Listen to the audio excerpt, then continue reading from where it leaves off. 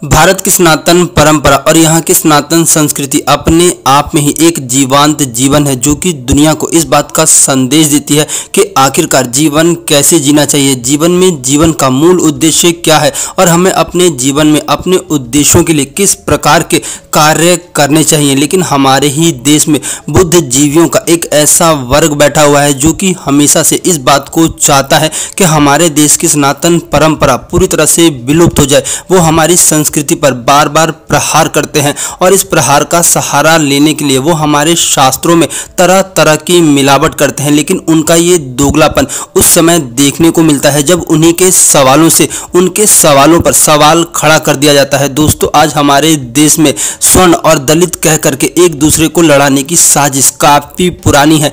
एक तरफ तो वो हमारे शास्त्रों को गाली देते हैं और उन्हें झूठा साबित करने की कोशिश करते हैं, तो वहीं पर दूसरी ओर उनका झूठ पकड़ा जाता है। अपनी आज की इस वीडियो में हम लोग जानेंगे कि कैसे हमारे देश में कुछ तथाकथित वामपंथी कैसे हमारी संस्कृति को मिटाने की कोशिश कर रहे हैं, लेकिन उनकी ये कोशिश कभी भी कामयाब नहीं हो पाएगी, क्योंकि कहा जाता है कि जीत हमेशा ही सत्य की होती है। इंसान चाहे कितना ही झूठ क्यों न बोले, झूठ को एक दिन हारना पड़ता है और सत्य की विजय जरूर होती है। इस देश में बैठे हुए कुछ कथाकथित बुद्धिजीवी, जिन्हें आप लोग भारत के गद्दार भी कह सकते हैं, वो हमेशा से इस बात को चाहते हैं कि इस देश में हमेशा ही लोग आपस में लड़ते रहे और यहाँ की संस्कृति पूरी तरह से खत्म हो जाए। दोस्तों, ये लोग इस बात को कहते हैं कि आर्य भारत में लगभग 2 से लेकर के 2500 वर्ष पूर्व आए थे, जिसके बाद उन्होंने इस देश के मूल निवासी, जिन्हें ये दलित कह करके संबोधित करते हैं, उनका शोषण किया। तो वहीं पर ये लोग दूसरी ओर रामायण को पूरी तरह से काल्पनिक बताते हैं,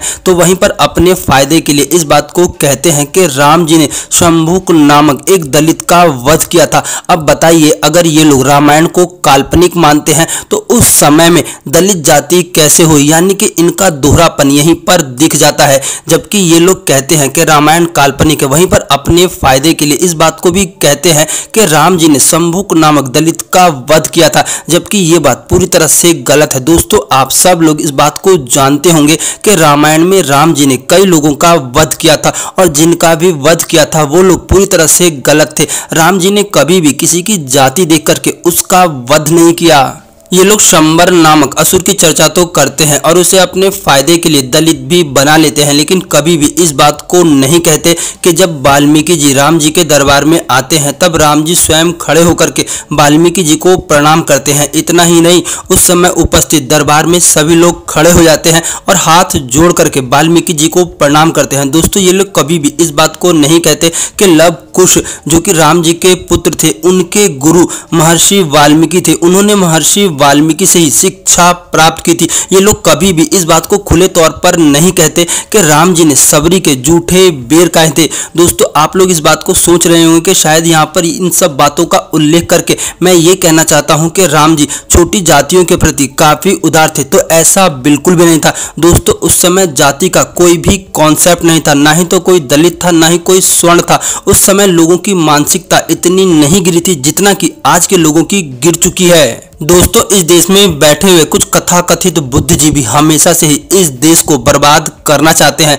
दोस्तों, वो लोग कहते हैं कि इस देश में आर्य महज 2 से लेकर के 2500 वर्ष पूर्व आए थे, जिसके बाद उन्होंने इस देश के मूल निवासी, जिन्हें वो दलित कहते हैं, उनका शोषण करना शुरू कर दिया। दोस्तों, आप सब लोगों ने इतिहास पढ़ा होगा और आप सब लोग इस बात को जानते होंगे कि लगभग 900 सालों तक भारत विदेशी आक्रांताओं का शिकार रहा और यहाँ पर विदेशी लोगों ने ही शासन किया। तो अब आप ही बताइए कि आखिरकार यहाँ पर स्वर्णों ने दलितों का शोषण कैसे किया। दोस्तों, इन सब शब्दों का उपयोग मैं सिर्फ आप लोगों को कॉन्सेप्ट समझाने के लिए कर रहा हूँ। दोस्तों, ये सब सिर्फ और सिर्फ इस देश में बैठे हुए उन दोगले लोगों की चाल है जो कि कभी भी इस बात को नहीं चाहते कि भारत तरक्की करे, भारत खुशहाल रहे। वो हमेशा से ही भारत की सनातन परंपरा और संस्कृति को नष्ट करना चाहते हैं। आज हमारे देश में जो भी सामाजिक विषमताएं हैं, एक्चुअली में ये सभी सामाजिक विषमताएं उन 900 सालों में आई जब भारत ने विदेशी आक्रांताओं का सामना किया, क्योंकि उन 900 सालों में भारत की आर्थिक और सामाजिक परिस्थिति काफ़ी बदल गई, जिस कारण से बहुत सा समाज पूरी तरह से छिन्न भिन्न हो गया, जिसके कारण से उनका सामाजिक स्टेटस भी काफ़ी चेंज हो गया।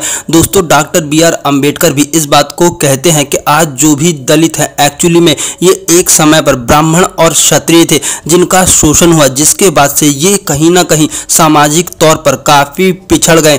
दोस्तों, इन दोगले वामपंथियों की कलह तो वहाँ भी खुल जाती है जब ये कहते हैं कि महात्मा बुद्ध और अशोक शूद्र थे, लेकिन ये इस बात को बताना भूल जाते हैं कि अशोक का कुल भी क्षत्रिय था और महात्मा बुद्ध का कुल भी क्षत्रिय था। अब आप ही बताइए कि आखिरकार जब इनका कुल क्षत्रिय था तो इन्होंने फिर शोषण किसका किया?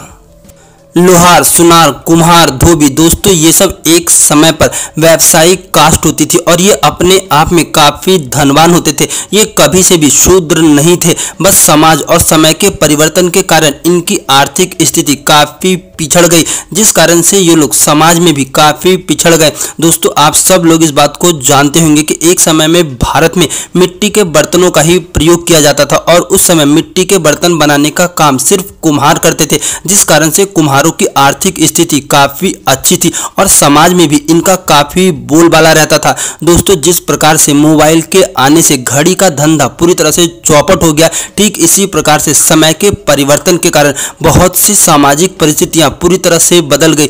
जो कि एक समय पर धनवान थे, एक्चुअली में समय के परिवर्तन के कारण उनकी आर्थिक स्थिति काफ़ी बिगड़ने लगी।